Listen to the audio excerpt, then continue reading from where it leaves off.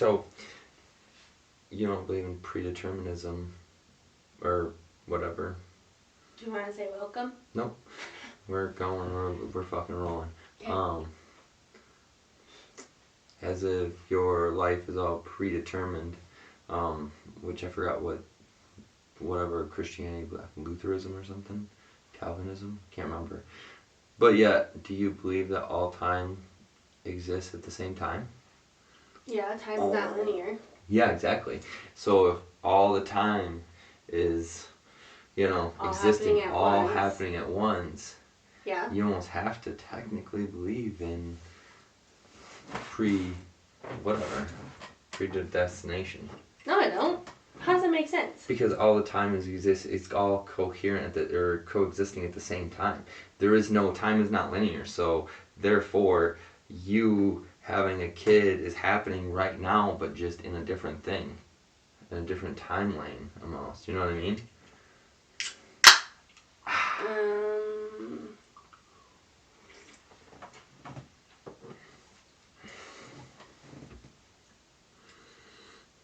Every single timeline is existing at this very moment.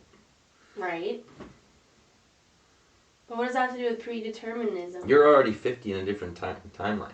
What does that have to do with my life being already... I still think that my timeline then, me in that timeline, or me in this timeline now, can make choices to, have different paths in life. But you can't, because they're existing at the same time. But not everything is happening at the same time. Not every single possibility is manifested in the physical, somewhere, shape, or form. There's stuff that's in the non-physical still. And the choices that we make attract those things into our lives. If I make choices to But it's already happening. It's all already happening. What's happening is happening, yes, but not everything is already happening. Everything is already happening. Tesla, was it? Determined that, he sent this fucking atom through these things, and every single possibility, right there. Every single possibility happened. This possibility happened where they separated. This possibility happened where they came together, and this possibility happened where they fucking stayed the way they were. Those three possibilities happened. What about the other? Those are the only three possibilities that were fucking possible for that particular thing. And that's what he was saying, every single possibility is always happening all at the same time. It's not all in the physical form, though. That's the point, that's what manifesting is you are then bringing something that's in the non-physical into your physical form. But it's predestined. I don't think it is, though. I don't know. I'm just being devil advocate. I don't give a fuck whether it is or isn't, and... I don't believe in predeterminism in the sense that, whatever I decide today has already been written in some book or some stars or I think generally maybe if I'm gonna have a kid, yeah, sure, at some point in time, but I can make decisions to make that happen soon AF. I can make decisions to wait to do that for a few more years. Yeah. Or it's already happened in a timeline that's currently happening right now. So to say predeterminism is real, then you're saying you could just pick from every single timeline and say, see, it was already happening. So this is all already predetermined because it happened here, and then it happened in this timeline, and it happened in this dimension in this timeline, and... Possibly. I mean, you may be a fucking Asian woman picking out rights right now in a fucking another timeline. Yeah, the 1500 right now. If theoretically reincarnation is accurate, then we're talking about a whole other life. But now we're talking about specifically your soul, not necessarily this particular body in your life, so... Because now your soul is in fucking the 1500s and fucking hacking up rice in the fucking rice fields. But that's happening right now. Yeah, exactly. It's happening right now. Exactly. Time is not linear. It's already predetermined because you have no control over it. Your decisions. No. You're just operating as a fucking computer. No. Anyways, welcome to Waking Warriors, where we talk about life, love, lessons, and learning. I don't know what that falls in the category of probably I'm just teaching, just taking you to a clinic. On fucking life. Fuck, excuse me. I was fucked up last week. Be real. It gotta be weird. So, this discussion today comes from us going to see Jordan Peterson this week. And, yeah, I mean, even just listening to that, there's a lot that I was like not feeling super great, but there's a lot that I missed too. yeah. And that's why I fucking recorded it because Well, yeah, I knew I was already it was later than what I wanted to do. I was fucking still recovering. So I was like, dude, I'm gonna miss so much of this stuff because I'm like, one, he goes down this fucking rabbit hole. And then I'm like still on that rabbit hole, but he's going off on this other like deal. And is he the one that is he the one that talked about being a tangent and like the definition of tangent? Do you remember that? Mm-mm. Maybe he didn't talk about it, but they were like literally this whatever I was listening to was specifically like talking about like the definition of a tangent and how it's like formed, you know, because of the prefix and the suffix and blah blah blah. But.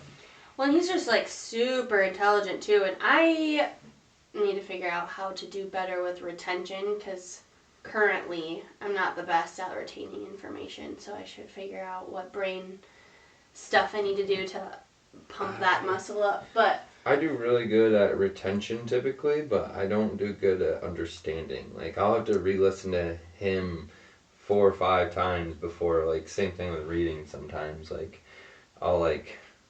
retention is hard for me.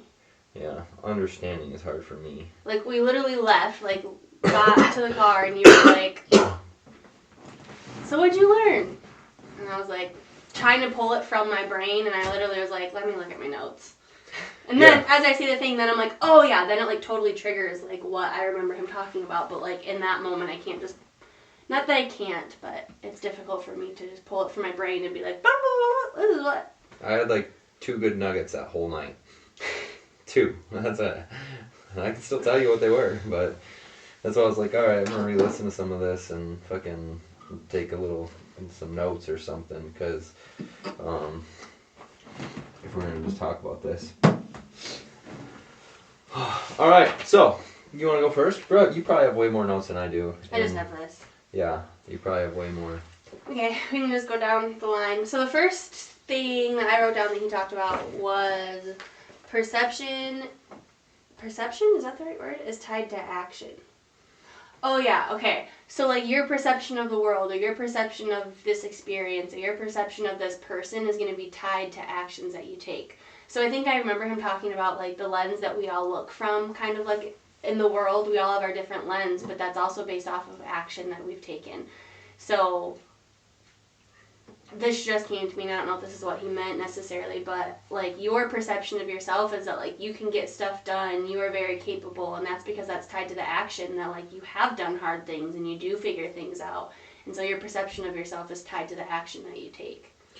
Yeah, I think that's a lot about like almost like self-worth type of thing. Like some people have a lot of trouble with, and I've literally said the same stuff, and I've heard Tony Robbins talk about the same stuff with interview with Theo, and numerous other places. Like if you want to feel, if you want to have self-worth or you want to have feel accomplished or whatever, you have to do stuff. Like at the end of the day, like that's where it comes from, is you accomplishing or seizing and stuff like that. And that's why I have such a problem with like people like you're being born is worthy, makes you worthy. Like, yeah, I understand where you're coming from, but if you're a fat lard and sitting on the couch and like you don't deserve, anything more than what you're getting. You have to put in the fucking work. To a certain point. Yeah. Because I'm somebody who believes in that. Like, you're born here, so you're worthy. Like, universe, God has deemed you worthy enough to be human on this planet at this point in time. So clearly there's something innately that's worthy of us, but whether or not you... Maybe I'm not worthy. Maybe that's why I'm here. Boom. That's a whole other fucking thing. Maybe they're like, well, you're not fucking worthy, so we're going to send you to the prison, Earth. To Earth and to fucking learn your lesson. So, it's all about perspective, motherfucker. Pow! Tied it back together. Because it was about perception. Correct. Yeah. Yeah. Do you remember anything else he said about But, like, perception's tied to action. I remember him saying, like, you cannot have, like, you cannot have one without the other, kind of. But I don't remember exactly why he... Should have went back and listened to, like, the parts that... Because this goes in order. But, anyway. Yeah, I think at the end of the idea, like, it comes back to identity. Like, how you view yourself is, what you're going to accomplish. So if you see yourself as a thief or something, then the likelihood of you stealing or whatever will be, very high. So you're gonna. Or if you... It's like self-accountability almost, like, naturally, who's that? Like, yeah, it's just identity. It's like... Well, I think that's one piece of it, but... If your identity is to be a fucking, a fucking runner or whatever, then you will rise to the occasion, and, because that's how you see yourself. That makes me think about the chicken or the egg, kind of. Like, if you start running, but you don't see yourself as a runner, eventually you're going to be like, well, clearly I'm a runner. Like, I've been training, so I'm a runner right now. But even outside of just personal identity, that makes me, like, because, like, perceptions that we have about other people or about the world, like, if I take action, like, the world is scary, and I'm always closing my curtains and keeping everybody out and not being hospitable or whatever, that's going to tie to a perception that, like, the world is scary, people are dangerous. But if I take action where, like, I smile at my neighbors and I wave at them and I let fresh light in and I, like, am not afraid of outsiders, quote unquote, then my perception is going to be very different that way too. That, like, the world is an open place and a welcoming place and people are nice and... So I watched this little clip. So this is not Jordan Peterson. I don't know if I sent it to you or if I saved it. But it was just a little clip, like a TikTok thing, and the dude was talking about social anxiety. Do you remember that? Do you remember anything about that? And talking about, like, the reason you have social anxiety is because you think people are going to see you the way you don't want to be seen or something like that, basically. Like, that's why you have social anxiety. And I was like, wow, that's so accurate. Because, like, for instance, if I fucking... if I were to smoke weed or something, and this is why I choose not to really, smoke or anything like that, specifically marijuana, is because it causes me anxiety. Like, and I'm always thinking, like, oh, what are they thinking? They think this, like, and I'm trying to read them and whatever else, and I'm just, like, I'm just overthinking. I'm just, like, fucking mentally masturbating on stuff, and I'm not being necessarily in the moment, because I'm thinking about, like, oh, what, I'm trying to read them and see how, they're seeing me and how they responded to what I said and blah, blah, blah, blah, blah, you know what I mean? So, social anxiety is caused by you thinking the other people will see you in a certain way. What did that have to do with, because Andrew Tate was in that, right? And he said, like, if I can just, like, crush a man's layer naked. It doesn't fucking matter. Yeah, exactly. Like, you don't have social anxiety when you have this, like, when you know that you're somebody who could, like, literally just take somebody out. Yeah, I don't give a fuck what you think. I'll kill you. Yeah, and there's so much truth to that. Like, I don't have fucking social anxiety. I used to some degree, when I was younger, and I was probably... But that's also a time when you were not, like, fully stepped into, like, who you are, and were, like, did have a mask on, and were certain ways, certain places, and... Like, you experienced more of that when that was how you were versus now. I still don't think I know who I am, but I know who I am more than what I did back then. So I think that's why I'm, like, so, confident in social things. Because I just think of, like, your friends, specifically one, talking about, being, having social anxiety and all this other shit. And I'm like, Jesus Christ, like, you're fucking 30, get over it. Kind of deal. Like, how long are you gonna deal with this problem? But anyways, yeah. Next point.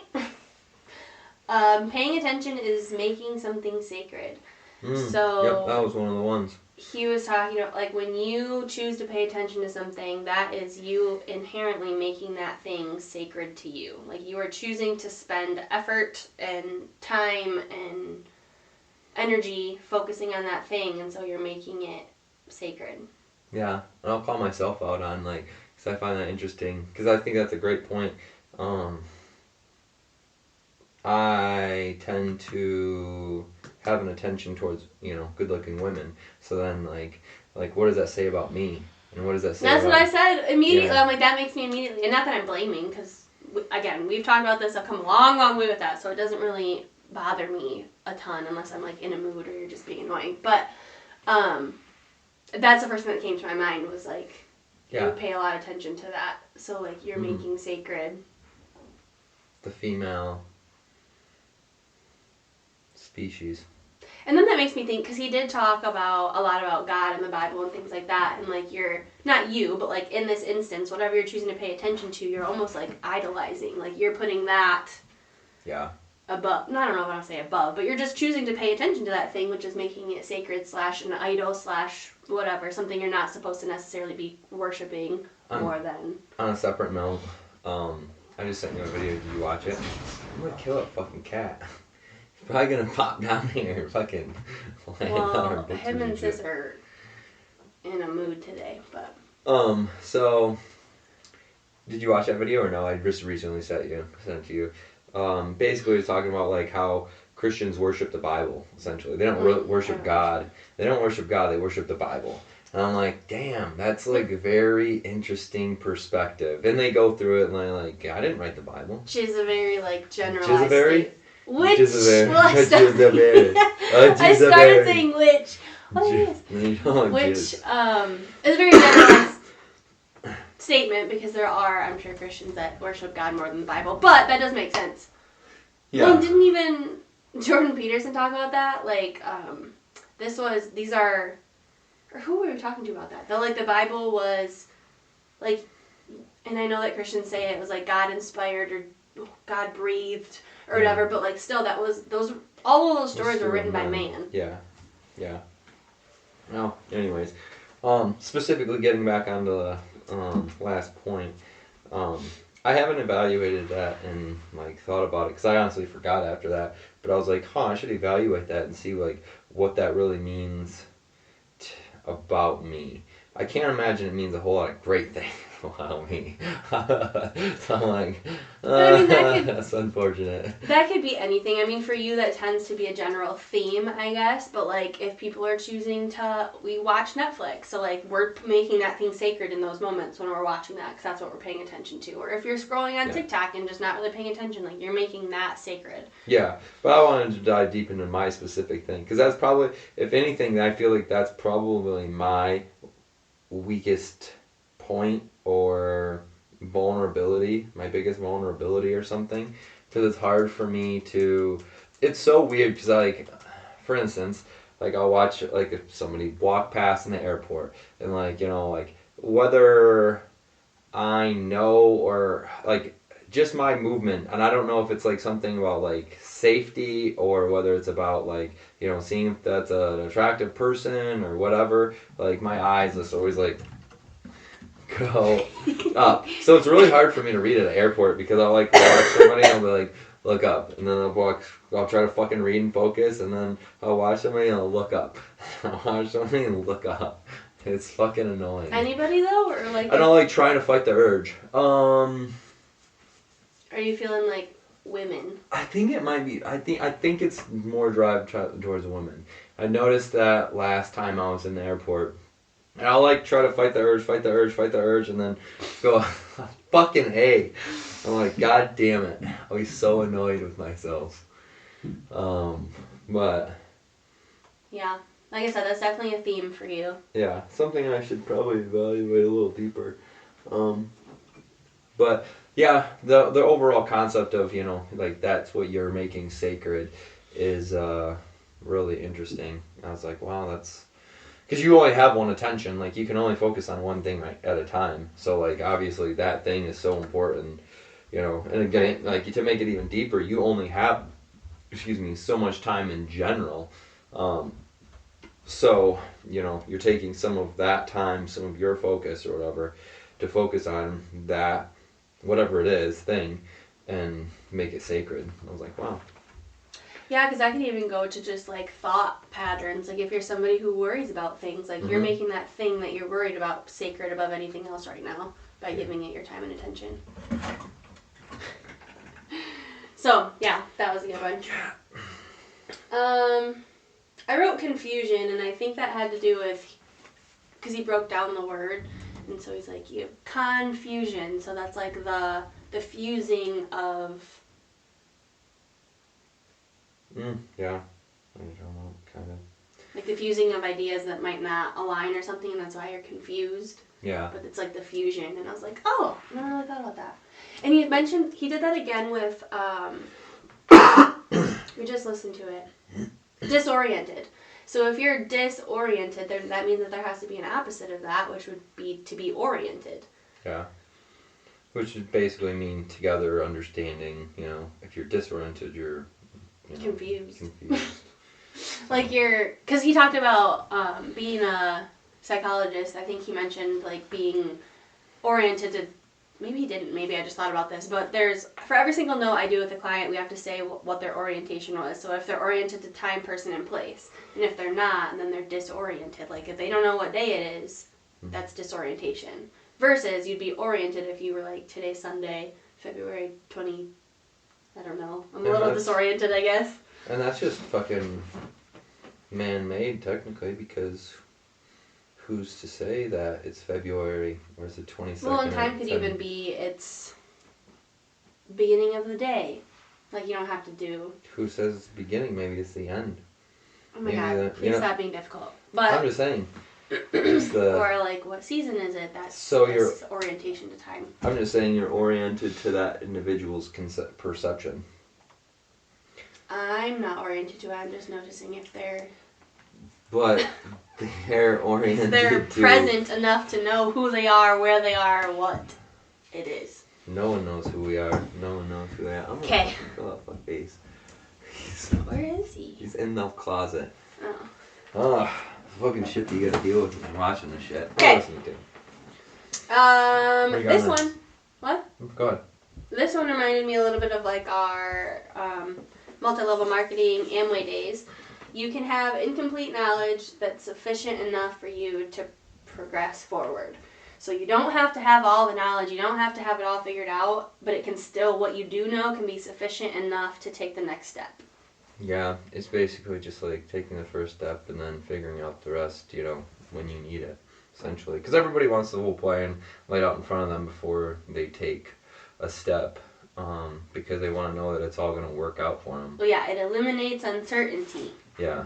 Quote, unquote. Yeah, like moving here, there was a lot of uncertainty, like, will we like it? Will we not like it? Will we fucking fail? Will we succeed? Will we, like, when we moved here, we didn't have any idea that we're going to start an Axon fucking golf simulation or, be a part of a casino? Yeah, technically no. So, hotel? But yeah, just taking that step each time and then just figuring out, the next step once you get there, so. Right. Yeah. So I just wrote that down just again because that like relayed back to past stuff. Like an imperfect plan is better than a perfect plan or whatever, kind of that kind of stuff. He talked about from chaos comes order. That I just feel like was interesting because he mentioned even like God creating the universe, like that technically came from chaos. Which I wonder, does he believe in the Big Bang Theory? I don't know, but... Because that's, if you do, like, that's chaotic, and thus came the And that's universe. why, I don't know anything about, like, I know the theory, the general theory, but I don't know any of the scientific shit behind it. But my point is, like, for instance, God has photosynthesis for, like, a tree growing and, turning green and so on and so forth. Or skin healing. Yeah, Like these so scientific... there's like a process to it.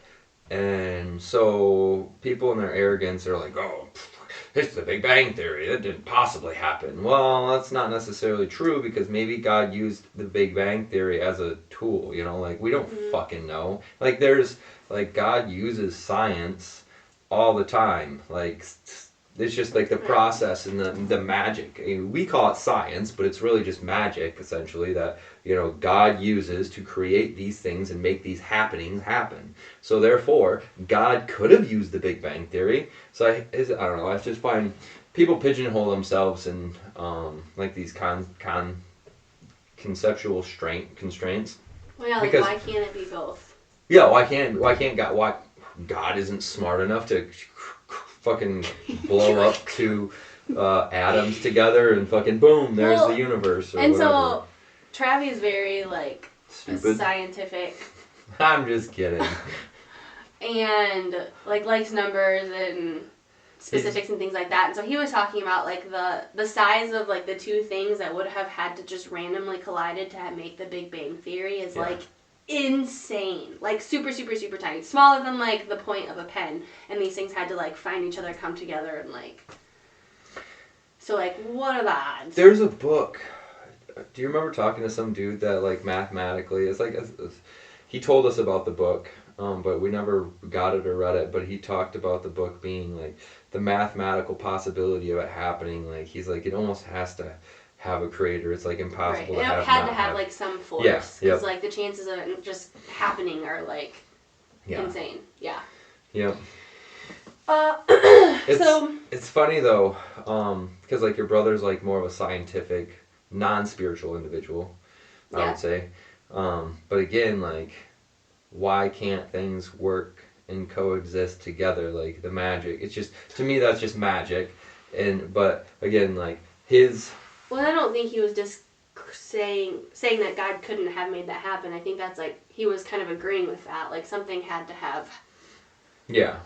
Yeah, and I haven't really discussed with him that particular thing probably in a very long time. So, my perception may have changed and his perception may have changed, and so.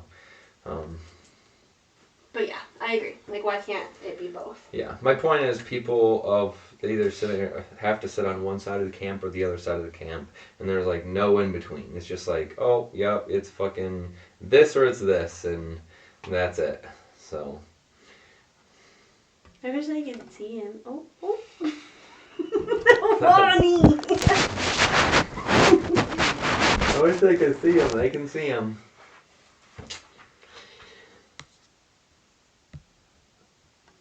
Okay.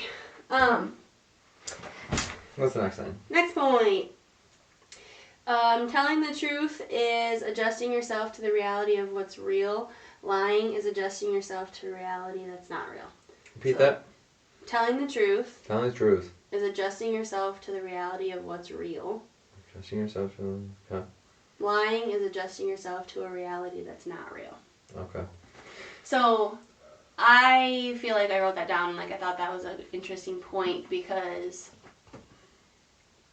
lying, you are choosing to adjust to something that isn't even actually real. And it's not even necessarily adjusting, it's trying to manipulate other people's reality. Well, and yeah, there's a lot of, reasons, motivations behind lying, but yeah. It could be a little bit about yourself, but usually lying is about other people, typically, or trying to manipulate someone else's perception about you because they don't want to deal with the consequences or have somebody think of them a certain way, so they would rather just say oh, I got up at fucking 4 a.m. versus no, I've been sleeping in recently because right. If you're lying to somebody else, then yeah, that makes sense that you're trying to manipulate them to believe a reality that isn't real. I think a lot of times though, people are lying to themselves first. Oh, for sure. But I don't know.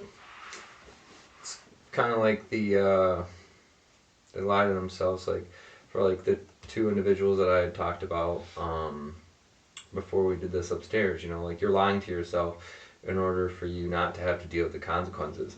And I'll just do that one right now. Basically, why should you face your sins, shadows, and demons? He says, he doesn't say sins, I think. He says, he said, did he say sins? I'm pretty sure. Because remember he said, what is it to sin? To miss the mark. Yeah, but this is a whole different point. That was it, yeah.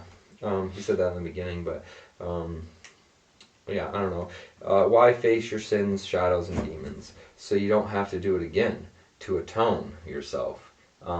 So, like, if you make a stupid mistake that you're now in pain for and you're suffering because of it, why evaluate them? Why turn to the decision that you made and evaluate, why it happened or whatever, so you don't do it again? That's why. Because otherwise, if you don't turn around and face your demons and your shadows and your sins, then you will, you'll odds are you're gonna relive that experience in just another form because you never really learned anything. Because you're so like running away from it. Yeah, you're just lying to yourself. The lesson's still going to be there to learn, so you're going to do it again. Exactly. It's going to show up again. Yep. So I see it happen to people all the time, being outside, looking for, from my perspective, and I'm sure that I do it too here and there. But just like I don't typically live life in a very painful way, at least not emotionally, or sometimes physically, but that's different. Well, yeah, like your well-being. Yeah. So Like dark. I don't know. I think I thought that was a great point. Like, why evaluate? Because a lot of people don't self-evaluate. Like, they don't circle back and say, okay, I'm on the other side of this. Let's see what did I do wrong to suffer right now, because suffering is a teacher. The pain is a teacher. It's there for a reason. It's saying, hey, something's wrong. Just be like if your body, if you have a pain in my knee or whatever, pain in my shoulder, whatever it is, your body's saying, hey, something's wrong. It's trying to get you to change something. It wants you to either stop running, or it wants you to start stretching, or whatever the case is. And then same thing with emotional pain. Like, you have that emotional pain for a reason. It's like fucking there for a specific reason, because you created it, essentially, because your fucking actions created it. Or you put yourself in that situation. Or your inactions are allowing something to continue that isn't sitting well with you. So my book actually talks about that. I'm reading the one on depression or whatever. And it talks about depression shows up as something that is telling you something isn't right. Whether it's your job, your relationships, your choices, your whatever. That pain is coming up because it's telling you hey, we don't like what's going on. And then we don't choose to actually look and investigate that. People just take their pills, which don't do anything. It numbs you and suppresses you, and usually makes you fucking more suicidal. And you get time and place for that, but this book is actually, it's just so good. But it talks about that, doctors and researchers and stuff suggest you really should only be on them for 12 weeks. But people are on them for decades, and so they don't actually because the chemical imbalance thing is not even actually accurate. A lot of times it's a life issue, and so that's why it's showing up again, whether that means you need to change jobs or start meditating or spend more time in nature or connect with humans or whatever, and those things aren't happening, and so depression shows up, pain, suffering shows up, and then people just don't choose to look at it because it's scary and it hurts, which it does. But also, to do things differently or to not have that or to be able to learn the lesson, you have to look. Yeah, I liked that Theo Tony Robbins thing. He brought that up, that he was on a certain depression prescription for a really long time. He said it just numbs the shit out of me and makes me sad and depressed and blah blah blah. I forgot, he said he was on it for a really long time. I think 17 years or something. Yeah, really fucking long time. Dude, it's crazy. Good for him for getting off of it. That's insane. Taking that fucking step. It's gotta be scary. They talked about that because it's do we really even know what taking something for 15, 16, 17, 18 years does to a body at this point? No. Which I fall in that camp too. I've been on birth control for forever. Yeah. It may not be an antidepressant, but it's still something chemically that I've been taking for forever. It's still fucking up your hormones at the end of the day, It's still, so you don't even technically know who you are to a certain degree because you've been on that, which is altering your fucking hormones. My brain, literally. Yeah, exactly. So you might not react the same way if you were to stop taking it versus if you're getting this synthetic hormone and, it's suppressing certain things in your nervous systems or, your emotions or your actions or whatever. So who knows whether you're even gonna like me after after you get off of it. We'll see. He'll cross that road when it comes. We'll look at that skeleton there, that sin, or whatever you want to call it, in a few months. In a few months. Fucking few months. What are you talking about? I told you about it. My 31st birthday. I'm done. That's a few months? That's like 6 months away. That's more than a few. And in a few months, I want to start like being mindful of like things I can do to help that process rather than just cold turkey. But anyway, that's a whole nother situation that I don't want to look at right now. Shove that back into the bed. If a state, which I think he meant literally like society, states, whatever. If a state gets to a point where no one will tell the truth, it's done. And that one I feel like, because we've gotten to a place where everything needs to be so PC that telling the truth is seen as wrong and mean and whatever, that like we are getting to that place where the truth is being less and less told and less used. And that's what he had said, is like when a state gets to a point where nobody can tell the truth, like it's screwed. That's one thing that I got from Sean was tell the truth. Just tell the fucking truth every time. Tell the truth. And I'm just excited like to have kids because one, that I'll be able to demonstrate telling the truth, and then also like kids are usually naturally pretty good at telling the truth, you know. So well, yeah, it's the us only as reason adults that come in and screw that up because we fuck it we up. don't because, do it. Oh yeah, like, Shannon's real. Then we lie to them, or then they get in years. trouble for like the truth. Like they're just parents as a whole just fuck shit up because they're fucking morons, and they're like always tell the truth, and then they exhibit an example of these fucking behaviors are completely radically different than what they're actually saying. Well, and that makes me think about just your last point of like looking at your stuff, like because no parent is perfect. Like even though we work on our stuff and tell the truth and all these things, like we're gonna screw up somewhere along the way, probably multiple times. But like that's the issue, is like there are adults who think that just because they have decades put on this earth that automatically makes them smarter, wiser, more intelligent, knows it, blah blah blah.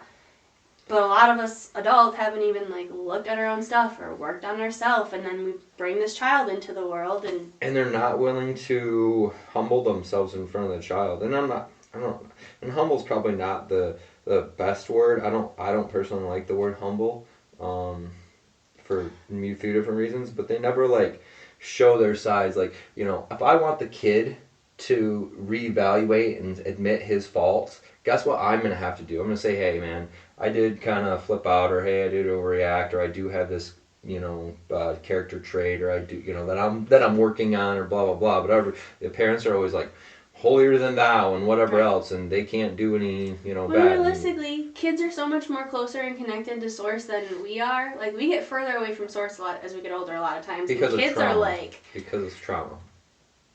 Not always. Typically. Distraction, trauma, like not having necessarily good models, like whatever. Trauma.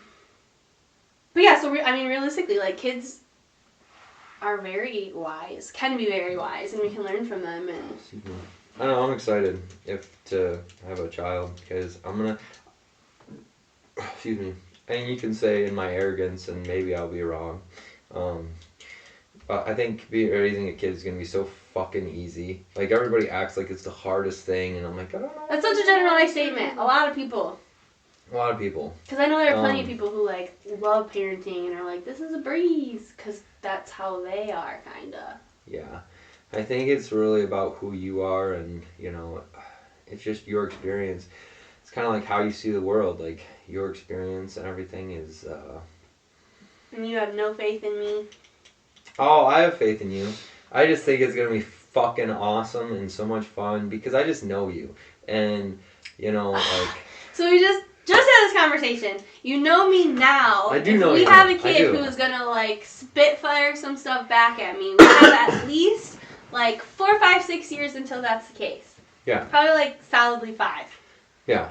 So, like, I'm going to be a whole different human. I agree. And so, you know, what my perception right now may change down the road, but, like, right now, I just, like, I don't know. Kids can be little shitheads, and I love it. Like, I can, because one, they just like say whatever they say. Like, oh man, why is that lady so fat? And she might be pregnant or something. Did I tell you how my one little kid client was like, why are you wearing tap shoes? Why do you keep coughing? He Got said, shit back my throat. why are you wearing tap shoes?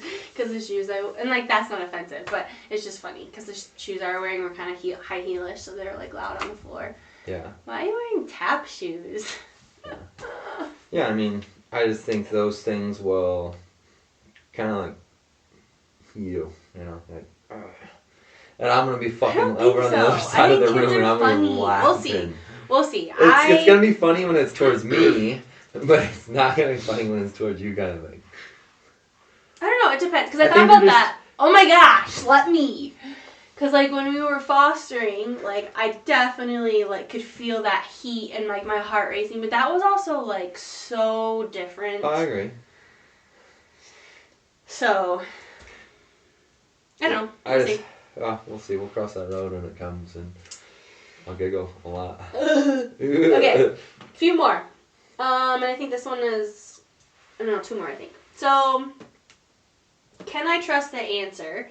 So this is the part that we listened to just this morning. Mm-hmm. You talked about like, if you are asking a question, like, can you trust that answer? Can you trust the revelation that comes to you? And he talks about like, what are your motivations in asking that? If your motivation is to learn how to embezzle as much like money as you can from your stupid customers and make off with their life savings, then if that's your motivation, then that's what you're gonna like. That's the spirit that you're gonna get that answer from. Yeah, it's like your intention. And he said you get revelations in the spirit of what you're asking. So he had said, he talked about, like, you think that you come up with an answer, but really an answer is actually delivered to you. Mm-hmm. I thought that was good. That's why part of my chief aim right now, or whatever you want to call it, my first thing is I'm connected to collective consciousness. I solve any challenge easily and effortlessly. Everything always works out for me. Programming my subconscious mind. Because we are connected, but you also have to, like, feed that flame, kind of. You have to tend to that connection, otherwise. How do we tend to that connection? I don't know. Meditation? First thing that came to mind. Well, it's probably the right spirit of the answer. Because that came from collective consciousness. Oh my God! Was delivered to me! And I delivered that realization to you. You're welcome. Anyway. Yeah. Do you have something on that? Nope, that was pretty much it. Okay. And then the last one I have is every decision is a bet for the future. Every decision made is a bet for the future. So that made me think about wherever we heard this, like depositing, like depositing or withdrawing. So like if you're making decisions like meditating, reading, working out, those are all deposits into your like life bank. But you can also withdraw, like drinking on the weekends. Right. But that made me kind of think about that, because like if you're making decisions, like am I betting on this version of me or am I betting on this version of me? If my decision is to get my workout on today, that's a bet for like healthy, happy Andrea. Right. Versus if I'm just gonna like eat McDonald's 3 times today and like not move my body, that's making a bet towards unhealthy, unhappy Andrea. This is a slightly different concept, but it's like similar. Everything is, because even atheists, even atheists. What? Atheists and Shut atheists. That's what they should be called. So an atheist typically is like, there's no God, everything just happens by chance, blah blah blah blah blah, and we don't like atheists claim they don't have faith, you know, like essentially, you know, particularly in God or, you know, whatever. And so the whole thing was, you know, like we all have faith. Like we have faith that our car is going to get to, you know, point A to point B. If we have a full tank of gas, we have faith like expectation and faith are very, go hand in hand to some degree. But everything we do is based off of faith. Otherwise, like, we wouldn't even be. I don't know. Well, so I remember him saying, like, you have faith in something. Yeah. So whether, again, that's faith in your car or you have faith that there's no God. That's what he said. Like, you have faith that there's no God. That's your faith right there. Like, there is faith there.